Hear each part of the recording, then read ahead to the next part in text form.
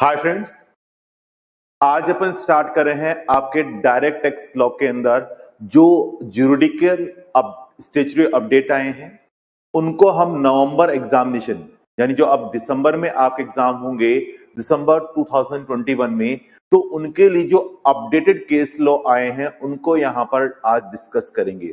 और ये case law मैंने कहा कि जो भी आपके स्टेचुटरी अपडेट आते हैं और आपके अपडेटेड केस लॉ आते हैं वो आपके एग्जाम के लिए क्या होते हैं, इंपॉर्टेंट होते हैं। तो डियर यहां पर ज्यादा अमेंडमेंट नहीं आए, छोटे से 4 केस लो आए हैं जो आपको ध्यान में रखने, क्योंकि ये स्टेचुटरी अपडेट हैं। और मैंने कहा कि जब कभी भी आपका एग्जाम होता है तो एग्जामिनर फोकस किस पे करता है, जो आपके स्टेचुटरी अपडेट न्यू आए हैं उनको अपने पेपर के अंदर कंसीडर करने की कोशिश करता है। तो आज डियर में ये इंपॉर्टेंट केस लॉ है जो आपके लिए डिस्कस करूंगा, जो कि आपके क्या है कि अपन ने चैप्टर के पीछे जितने भी केस लॉ दे रखे थे वो तो सारे के सारे अपन कंसीडर कर चुके हैं। आज ये स्टेचुटरी अपडेटेड आए हैं, इन स्टेचुटरी अपडेट को भी मैं आपके साथ डिस्कस करूंगा। तो अपन बात करें केस लॉज की, और मैंने कहा ये सारे इंपॉर्टेंट केस लॉ मार्क कर लीजिएगा। इंपॉर्टेंट केस लॉज को आप मार्क करना है। स्टार्ट करते हैं। तो यार इसमें अपने बात करते हैं केस लॉज में। पहला केस आ रहा है DCIT पेप्सी फूड लिमिटेड, और ये इंपॉर्टेंट केस है क्योंकि ये किसका है, सुप्रीम कोर्ट का है जी। किसका है जी? सुप्रीम कोर्ट का केस लॉ है पेप्सी फूड लिमिटेड। तो पेप्सी फूड लिमिटेड आपके यहां पर केस लॉ बता रहा है। तो इस केस के अंदर किस तरह से आपके यहां पर डिसीजन आया, तो आपको ध्यान होगा जब मैंने आपको बताया था अपन अपील करते हैं ITAT में। आपको ध्यान होगा जब अपन अपील फाइल करते हैं तो ITAT के अंदर जब अपन अपील फाइल कर रहे हैं तो वहां हमें स्टे अवेलेबल हो जाता है कितने टाइम के लिए, 180 डेज के लिए। यानी आपसे जो टैक्स का डिमांड है तो वो डिमांड आपके 180 डेज तक का आपको क्या मिल जाता है, यहां पर स्टे अवेलेबल हो जाता है। फिर साथ ही साथ अपने वहां था कि यदि एक्सटेंशंस की रिक्वायरमेंट होती है तो ये एक्सटेंशन आपको 365 डेज के लिए अवेलेबल हो जाता है। मैंने आपके नोट्स में इसमें अटैच भी कर दिए हैं, और ये अपने सारे के सारे नोट्स आपको VSI के आपके ड्राइव पर अवेलेबल हो जाएंगे या टेलीग्राम पे मिल जाएंगे। तो यहां पर मैंने आपको इजी समझने के लिए मैंने आपको प्रोविजन को भी इसमें कर दिया गया कि जो स्टे ऑफ डिमांड है वो आपके जब ITAT में अपन फाइल कर रहे थे, कहां पर अपील थी ITAT में, तो यहां पर उन्होंने कहा था कि आपके स्टे ऑफ डिमांड वो मिलता था, grant stay of demand 180 days, timing था 180 डेज का स्टे ऑफ डिमांड आपको मिलता है। लेकिन यदि आपके एक्सटेंशन की बात की जाए तो ये एक्सटेंड होती थी, can extend stay period original plus extended, और ये आपके टोटल 365 डेज से ज्यादा नहीं होगी। यानी टोटल मिलाकर ओरिजिनल प्लस एक्सटेंशन टोटल मिलाकर 365 डेज से ज्यादा नहीं होगी। ये हमने डियर आपके पढ़ रखा है। लेकिन अब इसमें क्या हुआ कि इसमें जब आपके मैंने कहा कि यहां पर जो इसका जजमेंट है ऑर्डर पास करना होगा उसके लिए टाइमिंग 4 ईयर था। उसके लिए टाइमिंग क्या है, 4 ईयर। तो अब यहां पर मैंने कहा कि ये भी क्या है, सिर्फ एडवाइजरी है इफ पॉसिबल। ये भी क्या है, appeal was see by it possible, यानी 4 साल का टाइमिंग भी इफ पॉसिबल के रूप में दिया गया है। अब इफ पॉसिबल के रूप में है तो आपको तो पेमेंट करना होगा 365 डेज में। अब मान लीजिएगा ये कोई डिले हो रहा है, वो एसएससी का कोई फॉल्ट नहीं है, एसएससी का कोई फॉल्ट नहीं है, उसकी वजह से डिले हो रहा है, तो क्या वहां पर जो टाइम का एक्सटेंशन है एसएससी को मिलना चाहिए या नहीं मिलना चाहिए। तो ये सुप्रीम कोर्ट का केस है, तो डियर ये बहुत इंपॉर्टेंट है। इसमें क्या हुआ है कि नॉर्मली केस में आपके स्टे मिल रहा था 180 डेज का स्टे ऑफ डिमांड पे, और यदि हम इसको टाइम बढ़ाना चाहें तो आपके ओरिजिनल प्लस एक्सटेंडेड ये टाइमिंग 365 डेज से ज्यादा नहीं होगा, 365 डेज से ज्यादा नहीं होगा। लेकिन यहां पर ITAT को अपना जजमेंट देने के लिए टाइमिंग दिया गया 4 ईयर, और ये भी इफ पॉसिबल यानी सिर्फ एडवाइजरी टाइम लिमिट है, बढ़ाना चाहे तो इसको बढ़ा सकते हैं। तो ये जजमेंट में यही आया कि यदि उसमें कोई एसएससी का कोई फॉल्ट नहीं है, एसएससी ने पूरा सपोर्ट किया ITAT को, और फिर भी ITAT ने यहां पर डिले किया, तो आप 365 डेज के अंदर जो उससे रिकवरी स्टार्ट करना चाह रहे हो टैक्स के डिमांड की, तो उसके अंदर यहां पर उसे टाइमिंग दिया जा सकता है। तो इंपॉर्टेंट है क्योंकि मैंने कहा इस सुप्रीम कोर्ट का केस लॉ है तो इंपॉर्टेंट है, और मैंने कहा आने के चांसेस भी बन रहे हैं। तो अपन बात करते हैं वुड अन इश्यू, देखते हैं अपन issue. would the automatic vacation of the stay order upon expiry of the extension period of stay of 365 days, यानी मैंने कहा कि एक तो आपके स्टे है 180 डेज का स्टे प्लस एक्सटेंशन, और ये टोटल मिलाकर कितने दिन हो सकते हैं, 365 डेज तक हो सकते हैं, वहां तक वो रिकवरी नहीं करेगा। तो उसने कहा extended period of stay 365 days ही valid where the delay is the disposing of appeal is not attributable to the SSC, यानी डिले एसएससी की वजह से नहीं हो रहा, तो ऐसे केस के अंदर क्या उसको जब तक डिसीजन नहीं आए वहां तक आपके जो डिमांड को रिकवरी करने का डिपार्टमेंट का काम है उसको एक्सटेंड किया जाता है। तो इस केस में यही बताया गया कि बिल्कुल सर यदि एसएससी का कोई फॉल्ट नहीं है तो उसे ये टाइमिंग को आगे ग्रांट किया जा सकता है। तो अपन देखो इसमें यही दे रखा है, अपन बात करते हैं third provision of section 254(2)(a). Section 254(2)(a) provide that where the appeal filed before the appellate tribunal is not disposed within the period stay plus extension of any, यानी stay or extension of granted by the tribunal, the order of stay shall stand vacant after the expiry of 365 days, even if the delay is the disposing of the appeal is not attributable to the SSC। तो law में ये लिखा हुआ था कि यदि आपकी किसी की भी गलती हो, एसएससी की हो चाहे डिपार्टमेंट की हो या आईटीटी की हो, व्हाटएवर, 365 डेज होते ही आपको डिमांड की रिकवरी के लिए जो आपने स्टे लगा रखी है वो वैकेट हो जाएगी। लेकिन यहां पर अब सुप्रीम कोर्ट ने यही जजमेंट दिया कि यदि उसमें एसएससी का फॉल्ट नहीं है, यदि रियर उसमें एसएससी का कोई फॉल्ट नहीं है, तो ऐसे केस के अंदर आपके यहां पर टाइम एक्सटेंड हो जाएगा, यहां पर डिमांड रिकवरी स्टार्ट नहीं की जाएगी। तो यही आपके दिया गया। तो आप देखोगे जो 365 डेज का टाइमिंग है वो आपके वैकेट हो गया, टाइम खत्म हो गया, तो भी आपके रिकवरी प्रोसीडिंग स्टार्ट नहीं की जाएगी यदि उसमें एसएससी का कोई फॉल्ट नहीं है। एसएससी ने आपको पूरा सपोर्ट किया है। तो यहां से आप देखोगे important, accordingly this is very important, apex court held that third provision of section 254(2)(a) has to be read without the word even and the word not after the word delay in disposing of the appeal. Thus any order of the stay, यहां पर जान दीजिएगा note है, stay shall stand vacant after the expiry of the period or period mentioned in the section only if the delay disposing of appeal is attributable to the SC। तो ये आपके लिए important है कि यदि एससी की delay की वजह से आपके एससी के कोई काम की वजह से यदि आपके डिले हुआ तो फिर मत दो उसे टाइम, अदरवाइज तो उसको टाइम मिलना चाहिए। तो ये हमारे फर्स्ट केस लॉ के अंदर आपको बता रखा है, तो आपको आई थिंक इसमें बहुत इजी वे में समझ में आ गया होगा। तो फर्स्ट केस स्टडी अपने क्लियर हो गई। सेकंड आते हैं, सेकंड आपके ये भी इंपॉर्टेंट केस स्टडी है जिसको अपन डिस्कस करने जा रहे हैं, बहुत इंपॉर्टेंट है, इसको इंपॉर्टेंट मार्क कर लेना।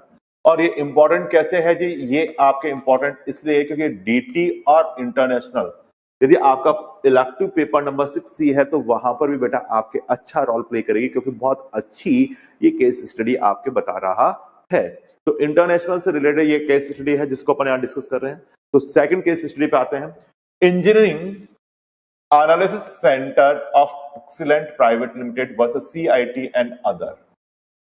Engineering analysis centre of excellence private limited का केस है जिसके अंदर कहता है, आप देखो इश्यू और एनालिसिस और डिसीजन को अपन अभी देखेंगे। तो अपन बात करते हैं issue, would the amounts paid by the resident Indian and user distributed to non-resident computer software manufacturers supplier as consideration for the use resales of the computer software through the end user license agreements distribution agreement to be considered as a payment of royalty for the use of the copyright in the computer software. If yes, is the liable for the deduction of tax under section 195. तो भैया ये royalty नहीं है। Royalty को consider करने के लिए अपन royalty की डेफिनेशन देखी थी, आपको याद होगा सेक्शन 916 मैंने आपको पढ़ाया था। 916 के अंदर मैंने रॉयल्टी बताया था। तो रॉयल्टी का मतलब क्या था? राइट टू यूज, आप यूज करने का राइट अपन बात करते हैं, तो वो इस केस में कंसीडर होता है। यहां पर ट्रांसफर हो रहा है राइट, तो ट्रांसफर तो सेल्स में कंसीडर होगा, ना कि रॉयल्टी, और रॉयल्टी में नहीं है तो रॉयल्टी का प्रोविजन उस केस पे एप्लीकेबल नहीं होगा। तो डियर यही चीज बता रखा है, ये भी इंपॉर्टेंट है, सुप्रीम कोर्ट का केस लॉ इसलिए इंपॉर्टेंट है, इंपॉर्टेंट मार्क कीजिएगा। The apex court observed that as per the definition in expression 2.5 to section अपन कौन सा देख रहे थे? Section 916, section 916 of the Income Tax Act 1961, royalty mean consideration for inter alia for the transfer of all any right, transfer of all or any rights, including granting of the license in respect of any copyright, literacy artist scientific work as per the expression, ये आपको बताता है। Such transfer of all any right including transfer of all any right for use और right to be use of computer software including granting the of licence, including granting of a licence as per the meaning assign in the DTAA, in the meaning assigning in the DTAA the Singapore. ये DTAA किसके साथ हो रहा है? Singapore के साथ बता रहा है। तो सिंगापुर के साथ जैसे मैंने कहा कि आपके DTAA है या DTAA नहीं तो इनकम टैक्स का प्रोविजन लगेगा 916, और उसमें अपन बात करते हैं कि जो मोर बेनिफिशियल है, इन दोनों में से SEC के कौन सा एप्लीकेबल करते हैं? जो मोर बेनिफिशियल होता है SEC के लिए वो प्रोविजन हम एप्लीकेबल करते हैं। तो DTAA में तो राइट टू यूज आप बता रखा है कि यानी यूज करते हैं या राइट टू यूज हम देते हैं, तो वो रॉयल्टी के अंदर आपकी कंसिडर होता है। यदि ट्रांसफर है तो वो आपके रॉयल्टी में कंसिडर नहीं होगा, ये इस केस में बताता है। लेकिन जब इनकम टैक्स एक्ट के अंदर सेक्शन 916 की बात करते हैं तो उसमें तो सभी को कंसिडर किया गया है। तो अब मैं बात कर रहा हूं DTAA के अंदर इसका प्रोविजन किस तरह से रीड किया, और मैंने कहा DTAA और इनकम टैक्स के प्रोविजन जो भी मोर बेनिफिशियल है SEC के लिए वो हमें एप्लीकेबल करने होंगे। तो ये कह रहा है for example royalty meaning payment of, इसमें रॉयल्टी का मीनिंग कहता है royalty meaning payment of any kind received as consideration the use of the right to use any copyright. तो ये इसमें आपको कहता है artist scientific work, the meaning of the royalty in India DTAA with other country, जैसे अपन बात करते हैं लाइक ऑस्ट्रेलिया, अभी तो अपन बात करते हैं सिंगापुर की, अब ऑस्ट्रेलिया है, कनाडा है, फ्रांस है, इटली है, USA है, नीदरलैंड है, स्वीडन है, ताइवान है, जापान है, चाइना है, etcetera. Is similarly in not identical, the apex court observed the following 4 categories of case in which the distribution agreement and the end user license agreement did not create any interest right to such distribution and user which would amount to use or right to be use any copyright। तो इसमें use और right to be use आपके DTAA के अंदर बताता है, वो royalty में कंसिडर किया जाएगा। Where the computer software is purchased directly by an end user, computer software क्या कर रहा है? डायरेक्टली परचेज कर रहा है। कंप्यूटर सॉफ्टवेयर डायरेक्टली परचेज कर रहा है कहां से? An end user resident in India from a foreign non resident supplier और मैन्युफैक्चरर, जो कि फॉरेन नॉन रेजिडेंट सप्लायर से वो डायरेक्टली परचेज कर रहा है, तो ऐसे केस के अंदर वो रॉयल्टी में कंसिडर नहीं होना चाहिए, क्योंकि रॉयल्टी का मतलब क्या है? राइट टू बी यूज या यूज के लिए आपका राइट बता रहा है, तो वो मेरा रॉयल्टी में कंसिडर करने के लिए बताता है। Where resident Indian companies, where resident Indian company acting as a distributor, reseller, purchase of computer software from foreign and non-resident supplier or manufacturer and then resell the same is to resident Indian end user, तो वो इस case में आपके बताता है। तो हमारे इसने फाइनल कंक्लूजन में क्या कहा कि मैंने कहा कि जो भी आपके DTAA है और इनकम टैक्स, जो भी दोनों में से आपके मोर बेनिफिशियल होगा वही बेनिफिशियल के लिए आपके एप्लीकेबल हो जाएगा। तो अपन यहां पर डियर डिस्कस कर रहे हैं जो भी मोर बेनिफिशियल होगा SEC और आपके इनकम टैक्स के लिए, तो वो SEC के लिए आपके एप्लीकेबिलिटी आ जाएगी। तो अपन यहां पर बात कर रहे हैं, तो इसमें अपन देखते हैं in all the above case the apex court held that the amount paid amount paid by the resident Indian and end user or distributor or non-resident computer software manufacturer or supplier as a consideration for the resale or use of the computer software through end user license agreement, distributor agreement, not royalty. तो साफ कह दिया कि वो royalty का part नहीं बनेगा, clearly कहा is not royalty for the use of copyright in the computer software, in the computer software. तो वो आपके not royalty for the use of the copyright in the computer software. The provision of content in the income tax act 1961 namely section कौन सा है royalty के लिए 916 read along with the expression this one deal with the royalty not being more beneficial, ये आपके beneficial नहीं है, not being more beneficial to the SC, क्योंकि वहां तो उसने सभी चीजों को कंसीडर किया है, जबकि DTAA के अंदर जो एग्रीमेंट हो रखा है उसके अकॉर्डिंगली रॉयल्टी तब मानेंगे जब वो राइट टू यूज है, तब वो क्या दिखाई दे रही है, राइट टू यूज दिखाई दे रही है, तो रॉयल्टी में मानी जाएगा। क्योंकि इनकम टैक्स प्रोविजन में क्या है, ऑल ट्रांसफर उसमें कंसीडर कर दिया गया है। तो ऐसे केस के अंदर डियर हम यहां पर बात करने जा रहे हैं not being more beneficial to the SC. तो हमने कहा कि हमारे लॉ में क्या प्रोविजन है कि जो नॉर्मल इनकम टैक्स का प्रोविजन और DTAA के प्रोविजन में से जो मोर बेनिफिशियल है एससी के लिए, वो प्रोविजन आपके एप्लीकेबल करना है। have to be application in this fact this case consequently the consideration paid to non-resident computer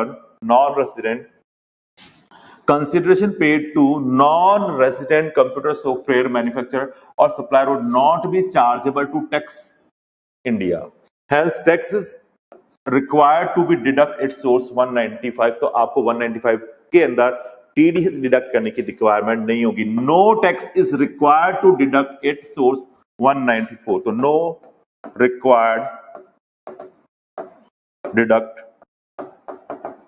TDS with section 195 के अंदर कोई TDS आपको डिडक्ट करने की रिक्वायरमेंट नहीं है, क्योंकि यहां पर राइट टू यूज नहीं है, इसने पूरा का पूरा ट्रांसफर किया गया है। और हमारे प्रोविजन कौन सा लगता है, तो देखो उसने कहा as per section 92 the provision of Income Tax Act 1961 will apply only to the extent they are more beneficial to the SC in where India has entered into DTAA with other country in the case since the provision of DTAA are more beneficial, the tax liability of the payment would be determined as per the meaning of the royalty assigned under section DTAA के अंदर आपके बताता है। और देखो इसी का जैसा जैसा मैंने केस आपको ऑलरेडी करा रखा है, तो आपको कंफ्यूज मत होना।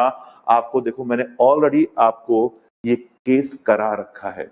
कौन सा केस था, अल्काटेल लूसेंट कनाडा का केस था, 2015 का पुराना केस है, लेकिन इसमें भी कुछ इसी तरह का आपका डिसीजन दिया गया है। तो आपके लिए मिक्सिंग ना हो, तो इसलिए मैंने यहां पर आपको उसको डिस्कस भी कर रहा हूं साथ के साथ, जिससे कि आपका मिक्सिंग ना हो।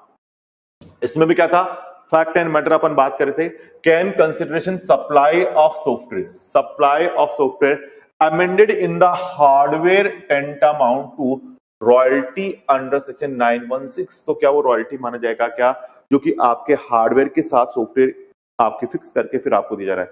मैंने कहा वो रॉयल्टी नहीं माना जाएगा और उस पर रॉयल्टी वाले प्रोविजन नहीं लगेंगे। तो ये अपन ऑलरेडी बढ़ चुके हैं, आपको अल्काटेल लूसेंट कनाडा का केस है जिसको अपन यहाँ पर डिस्कस करें। The software that was loaded, software कहां लोडेड है, the software that was loaded on the hardware did not have any independent existence. तो क्या नहीं है, not have any independent existence.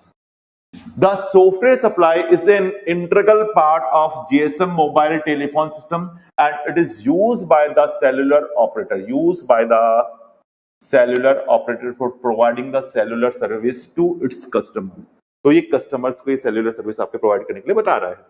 There could not have any independent use of the software. There could not be any independent use of such software. This software merely facilitates the function of the equipment and is an integral part of the hardware। तो वो कहता है कि वो software के साथ hardware भी है, यानी हार्डवेयर के अंदर वो सॉफ्टवेयर डाल के दिया जा रहा है और वो हार्डवेयर उसी सॉफ्टवेयर के बिहाफ पर वर्क कर रहा है, तो वो रॉयल्टी का पार्ट नहीं होगा, क्योंकि हम तो सॉफ्टवेयर नहीं हार्डवेयर दे रहा है और हार्डवेयर को सॉफ्टवेयर के साथ वर्क कर रहा है।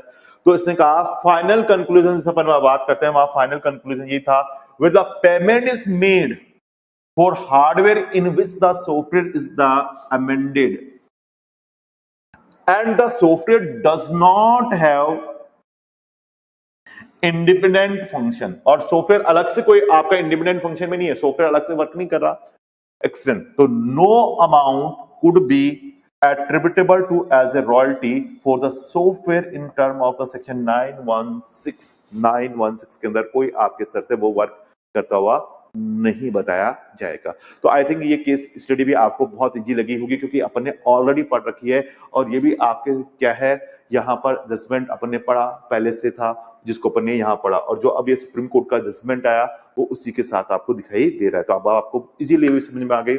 अब छोटी छोटी दो केस स्टडी और है जिनको अपन बात कर लेते हैं। पीसीआईटी वर्सेस डॉक्टर राजन पाई, डॉक्टर राजन पाई। इसके अंदर क्या केस है कि आपको बोनस शेयर्स मिलते हैं, आपको बोनस शेयर्स मिलते हैं, तो बोनस शेयर की कॉस्ट अपन क्या लेके चलते हैं सर, 0 लेके चलते हैं। बोनस शेयर तो फ्री में मिलते हैं, तो कॉस्ट ऑफ एक्वाजिशन आप कैपिटल गेन में बोनस शेयर्स का क्या लेके चलते हैं 0, तो फ्री ऑफ कॉस्ट मिलते हैं। लेकिन वहां लॉ मेकर ने तो कहा फ्री मिलते हैं, लेकिन इनकम टैक्स डिपार्टमेंट ने कहा अच्छा बोनस शेयर्स मिल रहे हैं, तो क्यों ना हम इसे सेक्शन 56(2)(10) के अंदर गिफ्ट मान लें। सेक्शन 56(2) के अंदर मैंने कहा था कि आपको यदि कोई भी ऑल एससी को यदि कोई भी 50,000 से एक्सीड का अमाउंट या गिफ्ट मिलता है तो वो आपके लिए क्या बन जाता है, सेक्शन 56(2)(10) के अंदर इनकम कंसीडर कर लेते हैं, गिफ्ट मान लेते हैं। तो ये बोनस आपको मिल रहा है तो इनकम होनी चाहिए और सेक्शन 56(2)(10) में टैक्सेबल होना चाहिए। लेकिन यहां पर इस केस में यही डिसीजन दिया है कि इनकम नहीं मानी जाएगी, सेक्शन 56(2)(10) फॉलो नहीं करेगा। रीजन है जब बोनस शेयर्स दिए जा रहे हैं तो आपके पास कैपिटल रखी है, आपके रिजर्व रखे मान लो 100 रुपीज के, 100 रुपीज के, तो पहले से शेयर इश्यू में किए गए, अब मान लो उसमें से बोनस शेयर इश्यू कर देंगे तो अल्टीमेट आपकी वैल्यू तो 100 ही है। अब मान लो 100 के बदले में 2 शेयर इश्यू हो गए तो आपकी वैल्यू तो डाउनफॉल हो गई शेयर्स की, 100 रुपए की जगह 50 रुपीज का शेयर हो जाता है।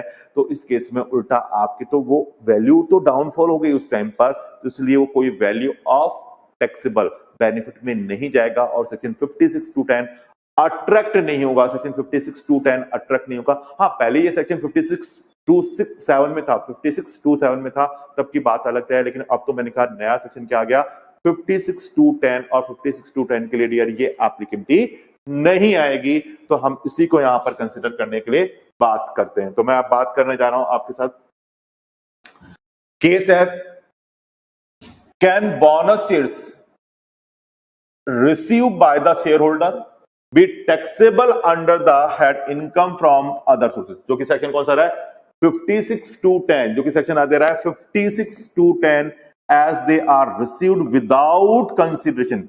बोनस शेयर के लिए कोई पैसा देना होता है क्या, नहीं देना होता, तो वो आपके विदाउट कंसिडरेशन में मिल रहे हैं, विदाउट कंसिडरेशन में मिल रहे हैं।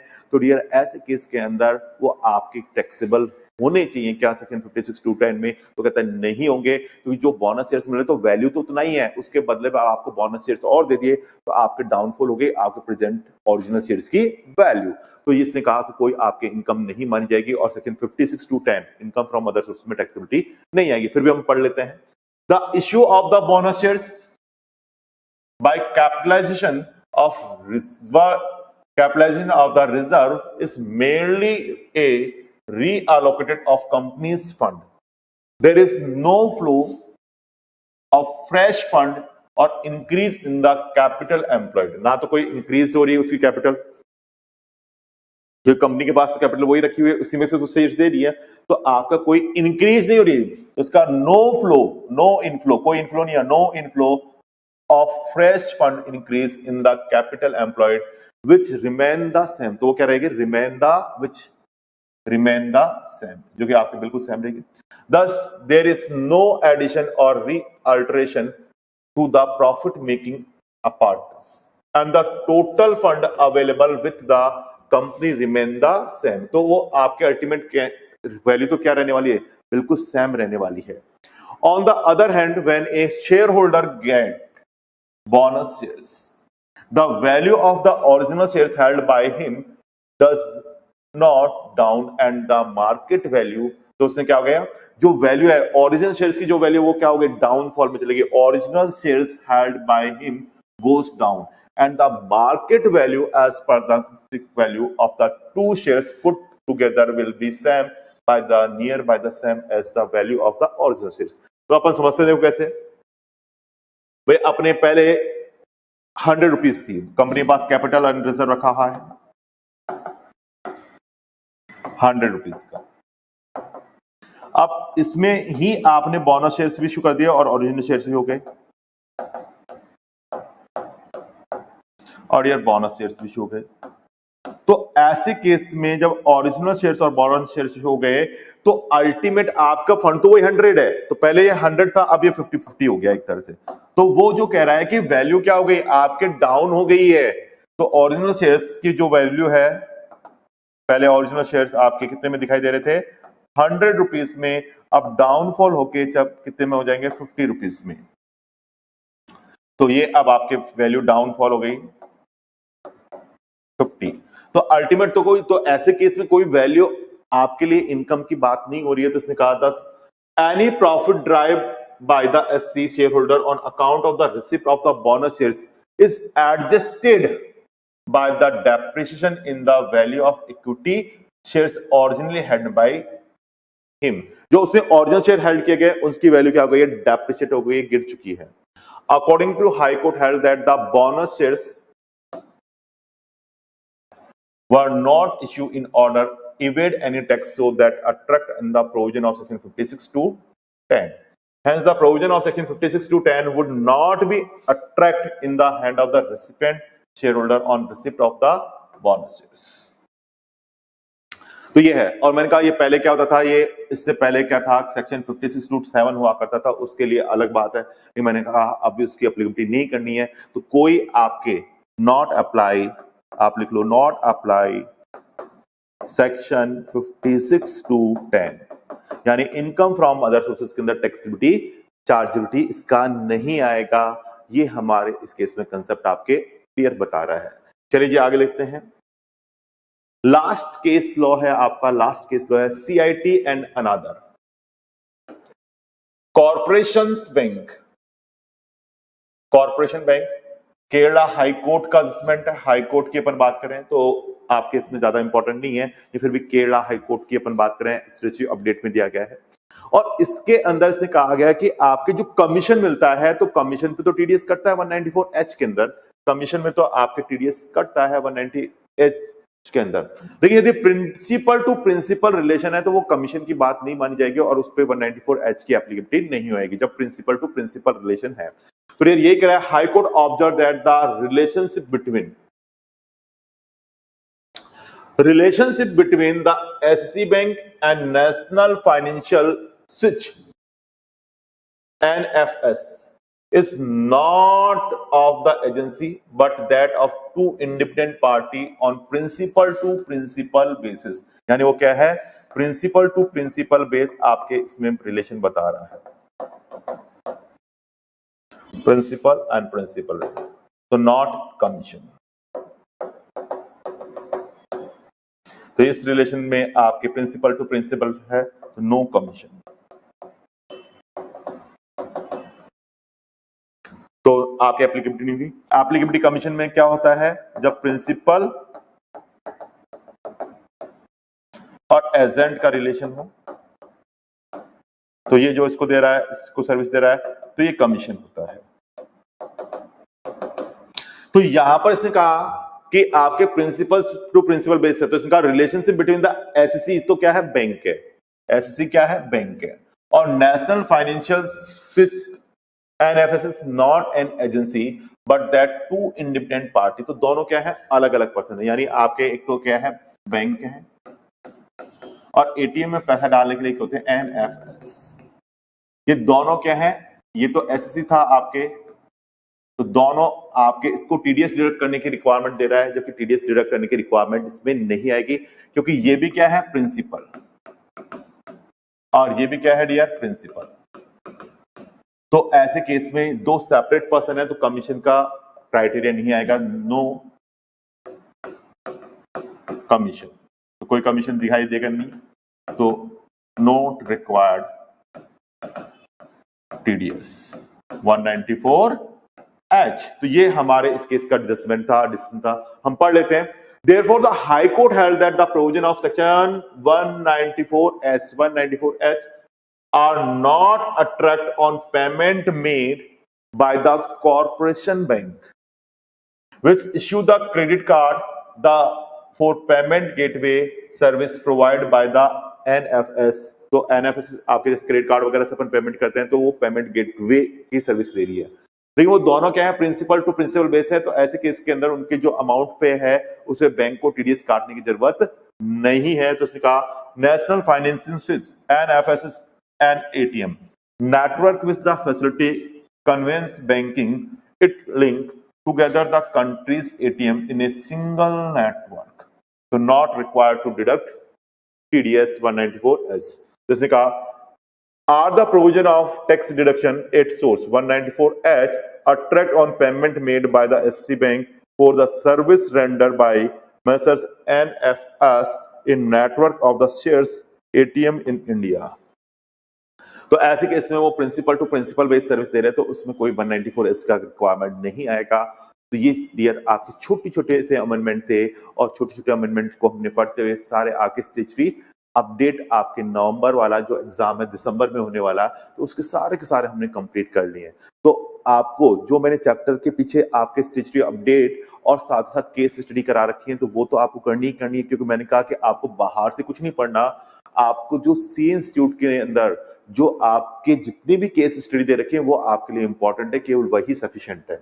इसके अलावा जो अपने सीए इंस्टीट्यूट ने आपके पोर्टल पे ये स्टेज 3 अपडेट के जुरिडिकल डिसीजन केस लॉ डाले गए हैं, आपको ये पढ़ने हैं, इसके अलावा आपको कुछ नहीं पढ़ना। तो ये हमारे इस केस में बता रहा है। तो आई थिंक ये चारों केस स्टडी नहीं थी जो कि अपने डिस्कस करी है आपके चैप्टर के अलावा, आपको बहुत इजीली समझ में आ गई होगी। Thank you very much.